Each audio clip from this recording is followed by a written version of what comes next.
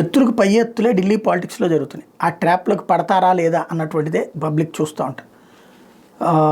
ఏదైతే అమిత్ షా పార్లమెంట్లో మాట్లాడినటువంటి మాట, అంబేద్కర్ గురించి మాట్లాడినటువంటి మాట, పదే పదే అంబేద్కర్ పేరు ప్రస్తావించే బదులు మీరు కనుక ఈ దాన్ని ఏమంటారు దేవుడి పేరు చెప్పుకుంటే పుణ్యమైనా వస్తుంది అంటూ మాట్లాడినటువంటి దాని మీద ఆగ్రహించినటువంటి కాంగ్రెస్ పార్టీ ఆందోళనకు దిగడం, అమిత్ షా క్షమాపణ చెప్పమంటాం, అసలు అంబేద్కర్ని అవమానించింది ఓడగొట్టిందే కాంగ్రెస్ పార్టీ, ఇట్లాంటి మాటలను వక్రీకరించేటటువంటి అలవాటు దానికే ఉందంటూ బీజేపీ ఎదురుదాడి చేయడం, దేశవ్యాప్తంగా ఉద్యమాలు అన్ని ప్రాంతీయ పార్టీలు ఐఎన్డీఏ భాగస్వామి పక్షాలతో కలిపి చేయడం, అదే సందర్భంలో చివరికి ఆ దెబ్బ తట్టుకోలేక భారతీయ జనతా పార్టీ చివరికి తన భాగస్వామి అంటే ఎన్డీఏ భాగస్వామి పక్షాలను పిలిచి మరీ సమావేశం పెట్టాల్సిన పరిస్థితి రావడం, ఇదంతా ఒక పక్కన చూసాం.